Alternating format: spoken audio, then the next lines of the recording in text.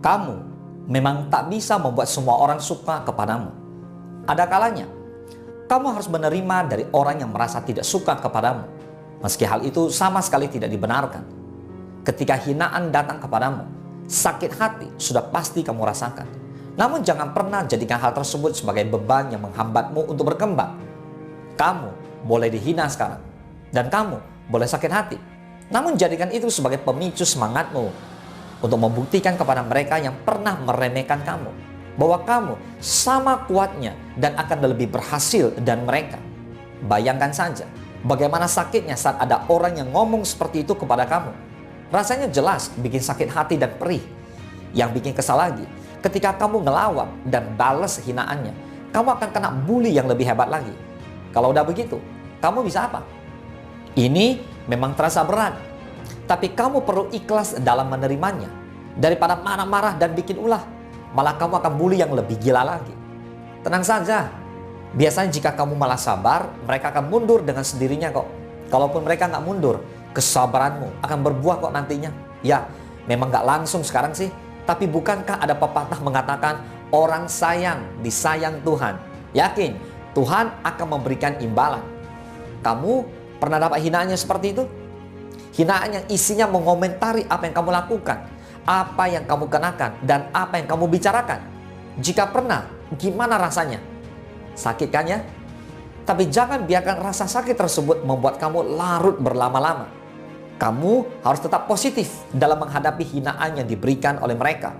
Cara gampangnya, anggap saja mereka iri dengan apa yang kamu miliki. Hinaan bukan cuma berarti kamu jelek dan tak layak untuk dikagumi.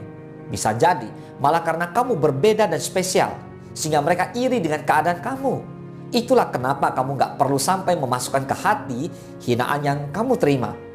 Meski kamu dibully, dihina, dan dicerca dengan gencar oleh mereka-mereka yang membencimu, kamu gak perlu takut apalagi sampai depresi. Cukup tabah dan lihat segalanya dari sisi positifnya.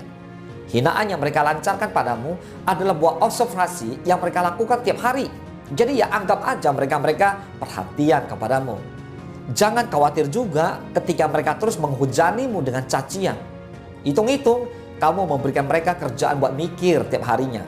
Lagian dengan mendapat hinaan dari mereka, kamu bisa dapat transferan pahala jika kamu mau sabar dan tabah saat menghadapinya. Bahkan dalam tiap kesabaran dan ketabahan yang kamu jalani, kamu pasti masih merasa sakit hati setelah dibully.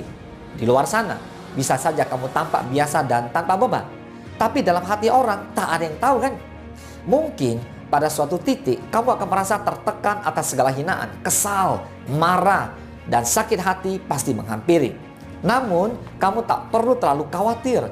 Ada orang tua yang selalu setia mendengar, menasehati, dan mendampingi.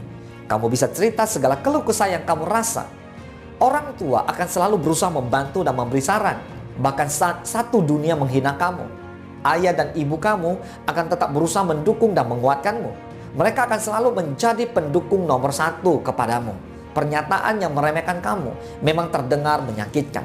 Bahkan ada yang sangat menusuk hingga kamu merasa tak mampu lagi untuk menghadapi dan bersiap untuk menyerah dengan kehidupan yang keras ini.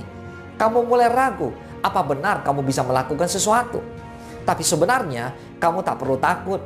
Hinaan yang kamu terima bukan akhir dari segalanya. Meski memang terasa berat, kamu tetap harus semangat. Buktikan bahwa hidupmu bisa bermanfaat. Berusahalah lebih giat demi mencapai cita-cita. Banyak contoh yang sudah terjadi ketika hinaan dan bully berubah jadi motivasi. Masih ingat mendiang Walt Disney yang dihina karena dia punya ide yang berbeda? Mendiang Walt Disney dihina karena tak bisa menggambar dengan benar. Gambarnya bahkan ditolak di mana-mana dengan alasan dia tak berbakat dan tak punya imajinasi. Kasus serupa juga dialami oleh Michael Jordan. Dia ditolak masuk klub basket karena tingginya tak cukup untuk ukuran pemain basket. Tapi toh mereka sudah membuktikan pada dunia bahwa hinaan yang mereka terima bisa berakhir manis dengan usaha dan kerja keras yang tak kenal lelah. Kalau mereka bisa, kenapa kamu tidak? Setidaknya kamu bisa menjadikan mereka sebagai motivasi agar hidup kamu ke depannya bisa lebih berarti. Nah, bagi kamu yang sering mendapatkan hinaan karena berbeda, tak perlu larut dalam kesedihan yang berlama-lama, apalagi sampai depresi dan menyerah dengan masa depan. kamu tetap harus bersabar dan semangat untuk menjalani hidup. Buktikan bahwa nanti kamu bisa membuat orang yang dulu menghina kamu terbungkam dengan prestasi yang kamu miliki. Tetap semangat ya!